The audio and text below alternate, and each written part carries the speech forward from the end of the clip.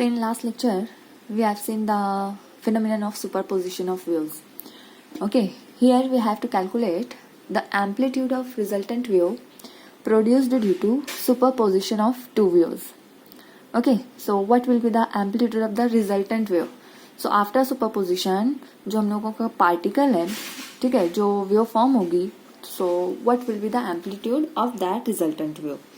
So here I am going to consider two waves having, ठीक है, two waves having same frequency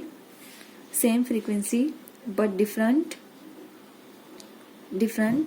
amplitude. Okay, so here amplitude में A ले लेती हूँ, capital A. So I am going to consider two waves having same frequency but different amplitude. So consider amplitude of wave, first wave A1 consider कर लेते हैं और second wave का amplitude consider A2. Okay, so two different amplitude and let these waves differ in phase by phi. ठीक है, phi हम लोग यहाँ पे कंसिडर करेंगे फेज डिफरेंस. तो दोनों जो वेव हम लोग कंसिडर कर रहे हैं they are differ in phase by angle phi. Okay, so first wave equation हम लोग लिखेंगे y1 इज इक्वल टू, इससे पहले हम लोग देख चुके हैं what is the equation of wave. So y1 is equal to a1 sine omega t. ठीक है, अगर हम लोग कंसिडर करते हैं if it starts from mean position then at that time phi will be zero. So यहाँ पर हम लोग ओमेगा टी प्लस फाई लेने की जगह सिर्फ और सिर्फ फाई जीरो रहेगा. So a sine omega t. Okay, यहाँ पर a one that is the amplitude of the wave. ठीक है, omega with the angular velocity and t with the time at that instant.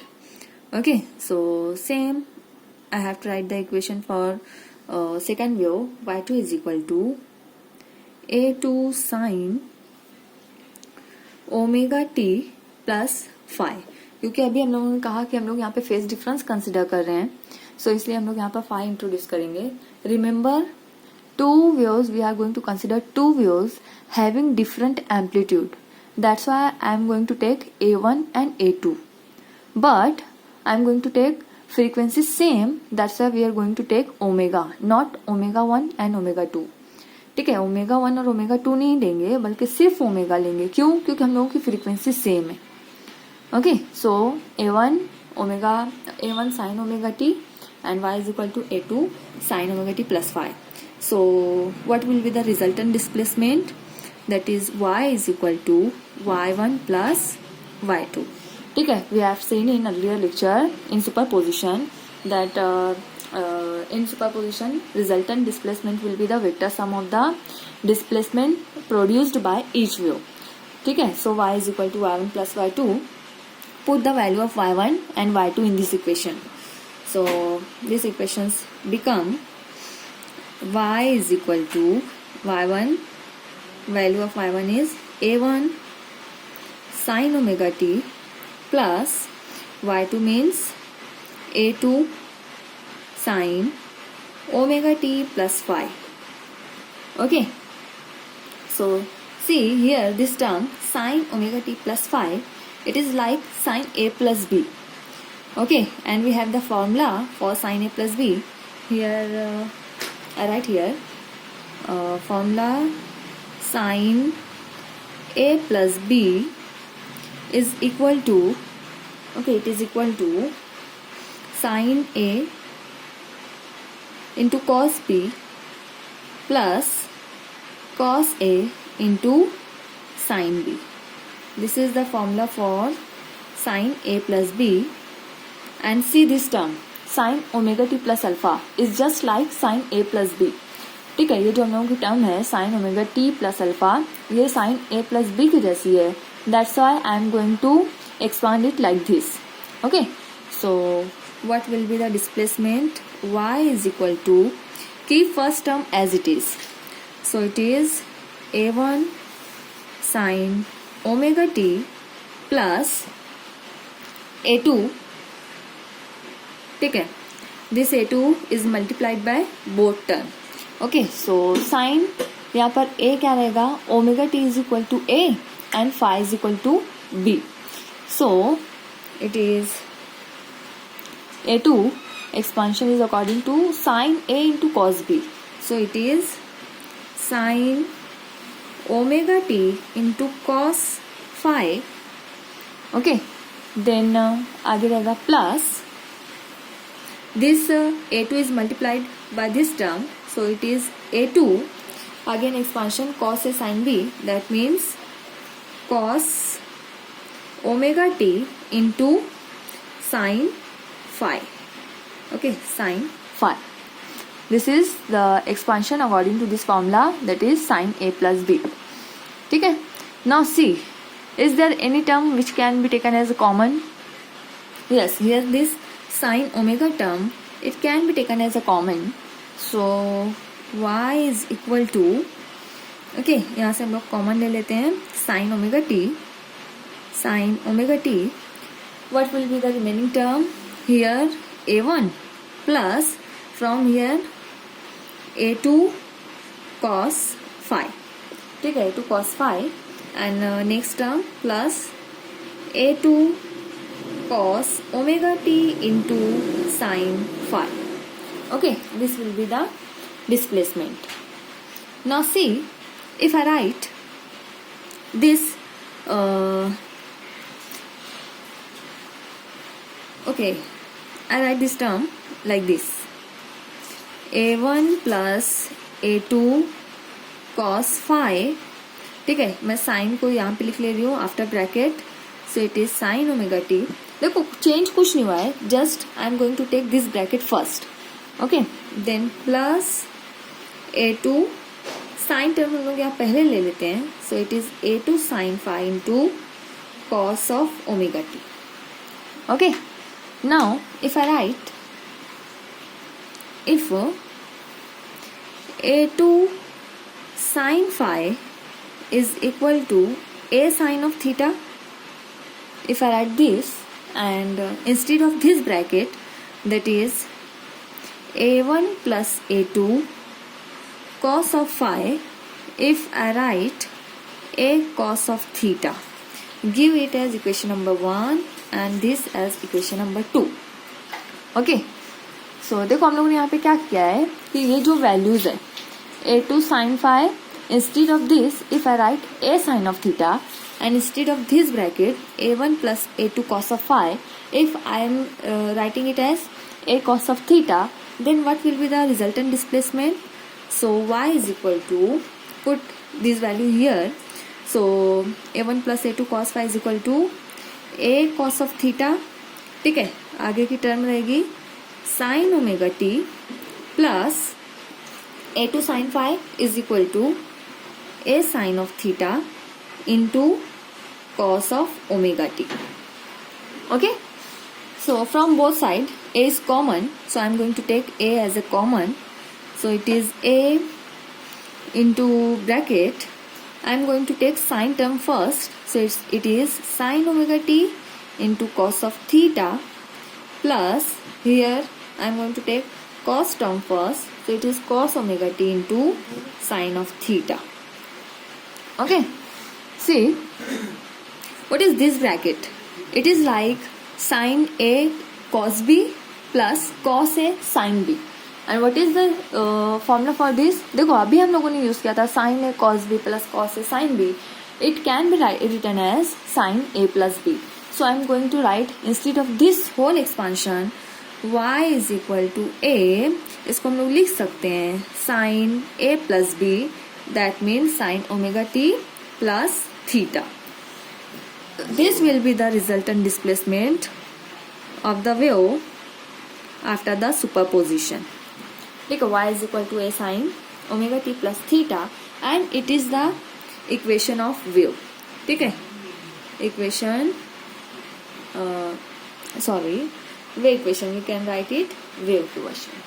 So इसका मतलब क्या हो रहा है, आफ्टर सुपरपोजिशन जो हम लोगों का पॉइंट रहेगा या जो हम लोगों की वेव का जो हम लोगों को जो भी नेचर मिल रहा है, तो वो एक्चुअली क्या रहेगा, दैट इज वेव पैटर्न. ठीक है, जो भी पैटर्न रहेगा उसका नेचर हम लोगों का वेव रहेगा, क्योंकि ये equation, this equation is just like wave equation. इससे पहले जो हम लोगों ने निकाला था wave equation, that is y is equal to a sin omega t plus phi. ठीक है। और सिमिलर इक्वेशन है, सिर्फ हम लोगों ने फाई की जगह यहाँ पर थीटा इंट्रोड्यूस किया हुआ है, मीनिंग दोनों का सेम ही है। So actually this equation is nothing but it is the wave equation. So resultant हम लोगों का जो भी रहेगा that is a wave, obviously that will B wave. ठीक है, अभी ये इतना तो हम लोगों को प्रूफ हो गया कि जो भी रिजल्टेंट हम लोगों का प्रिपेयर होगा that will be a wave. Actually हमारा एम क्या है यहाँ पर, we have to find out the amplitude of the resultant wave. Okay, यहाँ पर हम लोगों को एम्पलीट्यूड निकालना है। So for calculating amplitude I am going to adding and squaring equation number 1 and 2। ठीक है, यहाँ से हम लोग ये एम्पलीट्यूड देखो, इस टर्म में यहाँ पर एम्पलीट्यूड है, सो यहाँ से हम लोग एम्पलीट्यूड निकालेंगे। So adding and squaring equation number 1 and 2।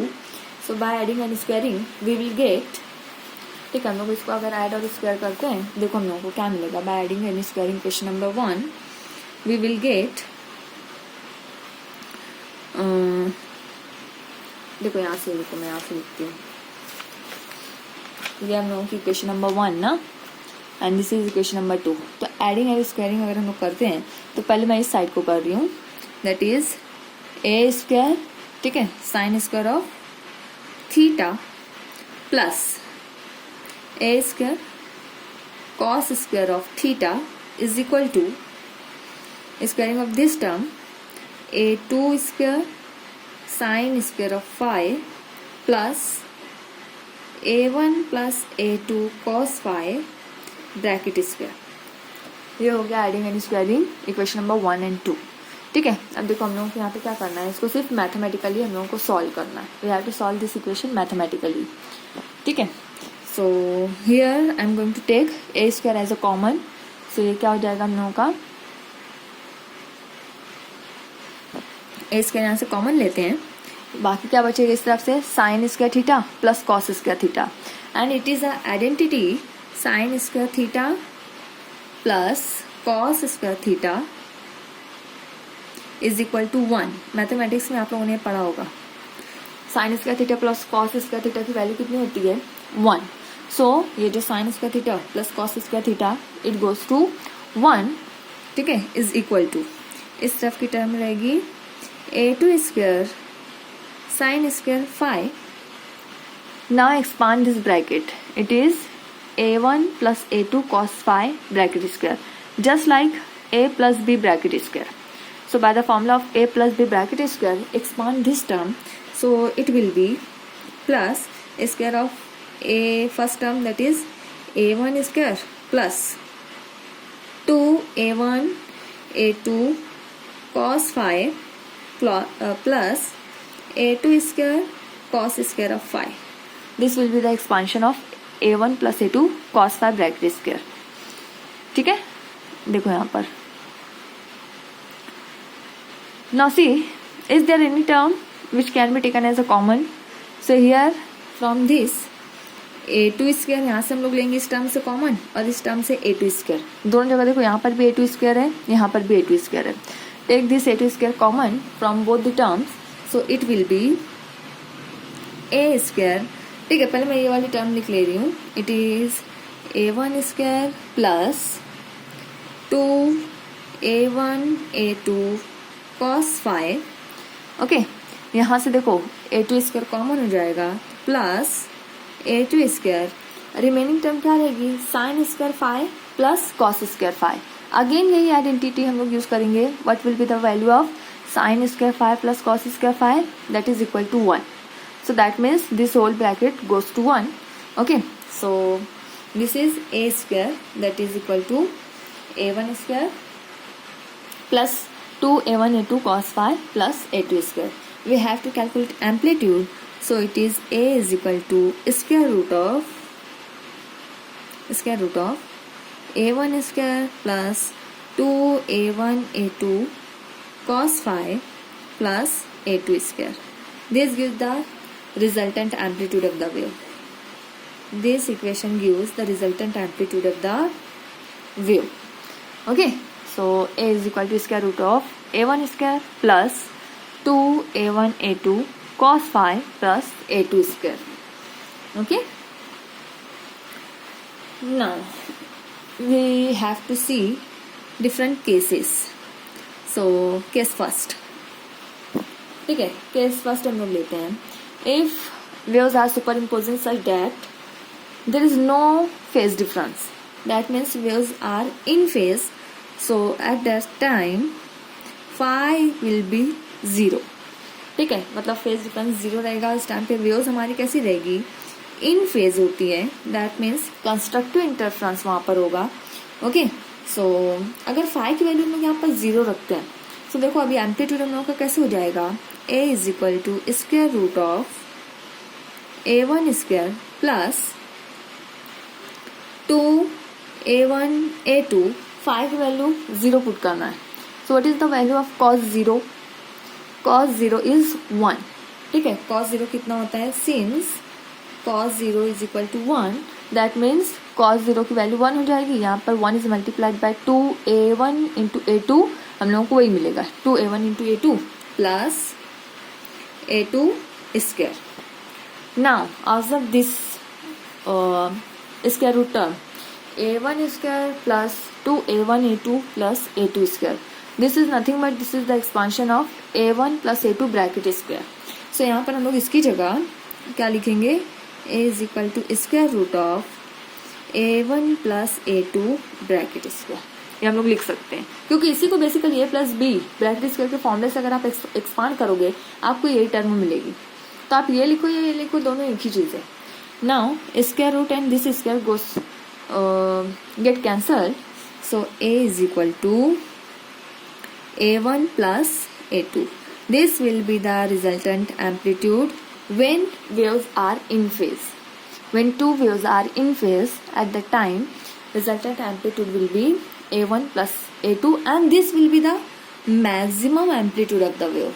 This will be the maximum amplitude of the wave. That means a max is equal to a1 plus a2. You can write this, a max is equal to a1 plus a2. maximum amplitude रहेगा ये wave का. ठीक है, and now if amplitude of the wave is same, ठीक है, जितने भी particle जितने भी वेव्स क्रिएट हो रही है, if all the particles are vibrating with the same amplitude, that means a1 is equal to a2 and say both are equal to a. So at that time a max is equal to, it is equal to a plus a. That means a max is equal to twice a. So this is the maximum amplitude of the particle. ठीक है, so ध्यान में रखना है. Remember, when waves are in phase, then the particle is vibrating with its maximum amplitude, and a max will be twice a, or we can say a max will be a1 plus a2. ठीक है, now second case. ठीक है, consider case second, that when there is phase difference of 180 degree, when phi is equal to 180. ठीक है, अगर यहाँ पे phase difference अगर हम लोग कंसिडर करते हैं 180 डिग्री का, देन व्हाट विल हैपन. ठीक है, अभी यहाँ पे फेज डिफरेंस है, that means obviously waves are out of phase. Waves कैसी रहेगी, आउट ऑफ फेज होती हैं, और जब भी वेव्स आउट ऑफ फेज एक दूसरे पर कोइंसाइड करती हैं, at that time the interference will be destructive interference. Okay, so here out of phase जो वेव्स रहेगी, they are out of phase. So put ये एम्पलीट्यूड, रिजल्टेंट एम्पलीट्यूड, इसके अंदर ये जो फाई की वैल्यू है यहाँ पर हम लोगों को रखना है 180. सो what is the value of cos 180? तो देखो यहाँ पर हम लोगों की इक्वेशन क्या हो जाएगी, a is equal to square root of a1 square plus 2a1 a2 cos of 180 plus a2 square. ठीक है, कॉस 180 की वैल्यू यहाँ पर हम लोग को पुट करनी है. सो it will B a1 square. देखो कॉस, सिंस कॉस 180 कितना होता है, इट्स वैल्यू इज -1. कॉस 180 की वैल्यू होती है -1. सो दिस मीन्स कॉस 180 की जगह यहाँ पर हम लोग रखेंगे -1. -1 is multiplied by this term, that means this plus will be minus. So it can be written as a1 square minus 2a1 a2 plus a2 square. And see, what is this? This is nothing but it is the expansion of a1 minus a2 bracket square. Actually ये जो pattern है, this is the expansion pattern of a minus b bracket square. So उसी के हिसाब से हम लोग यहाँ पर a1 minus a2 bracket square ले रहे हैं. See this square root and this square get cancelled, so a is equal to a1 minus a2, and actually this is nothing but it is the minimum amplitude a1 minus a2. So when waves are superimposing such a way that they are out of phase, so at that time amplitude will be minimum and its value will be a1 minus a2. ठीक है, अगर waves out of phase एक दूसरे पर super impose हो रहे हैं तो उस टाइम पर एम्पलीट्यूड वेव का या पार्टिकल का कैसा रहेगा, मिनिमम होगा, and that's value is a1 minus a2. And if particle is vibrating with same amplitude, that means a1 is equal to a2 and say this is equal to a. So at that time a minimum will be a minus a. And what will be the a minus a? So a minimum is equal to 0. So minimum amplitude, अगर हम लोगों की जो waves out of phase जा रही है तो उस टाइम पे मिनिमम एम्पलीट्यूड, अगर एम्पलीट्यूड सारी वेव्स का सेम हुआ then that will be 0. Okay, so remember this, amplitude हम लोगों का यहाँ पे कितना आएगा, 0 रहेगा. ओके, and now what will be the intensity? ठीक है, इंटेंसिटी क्या रहेगी हमारी वेव की, intensity. So remember, intensity of the wave is proportional to the square of its amplitude. Okay, intensity is proportional to the square of its amplitude. So A is proportional to A, I is proportional to A square. यहाँ पर आई जो रहेगी intensity of wave रहेगी. ठीक है, तो हम लोग यहाँ पर निकाल सकते हैं what will be the intensity, maximum intensity of the wave. That means I max. So I can write I max is proportional to A max square. ठीक है, मैक्सिमम एम्पलीट्यूड जो रहेगा हम लोगों का, वो मैक्सिमम इंटेंसिटी जो रहेगी that is proportional to maximum amplitude square of maximum amplitude. और इससे पहले अभी हम लोगों ने देखा था what is the value of A max. So I can write I max maximum intensity is equal to a1 plus a2 bracket square. This equation gives the value for maximum intensity of the wave. ठीक है, I max हम लोगों को ये बता देगी maximum intensity हम लोग किसी पॉइंट पर अगर निकालना है then we can use this formula. So always remember I is proportional to a square, amplitude square. ठीक है, ये तो मैक्सिमम के लिए हुआ. What will be the condition for minimum intensity? So I minimum, I can write I minimum is proportional to a minimum square. ठीक है, minimum intensity is directly proportional to square of the minimum amplitude. And what is the minimum amplitude? So I minimum is equal to a1 minus a2 bracket square. This equation gives the value for minimum intensity of the wave. Okay, minimum intensity कहाँ पर किस तरीके से रहेगी, इस equation से हम लोग निकाल सकते हैं. मैक्सिमम इंटेंसिटी के लिए हम लोग ये इक्वेशन यूज कर सकते हैं. और एक्चुअली और ज़्यादा इसकी डिटेल हम लोग नेक्स्ट चैप्टर में पढ़ेंगे, दैट इज वेव ऑप्टिक्स. ठीक है, वेव ऑप्टिक्स में वापस से ये सारी चीज़ें आने वाली है. इंटरफ्रेंस है, constructive interference, destructive interference, intensities. Okay, ये सारा भी हम लोगों को वापस से देखना है. So keep it in mind. Okay, so this is the equation of resultant amplitude of the wave and corresponding intensities. Okay, so remember this topic.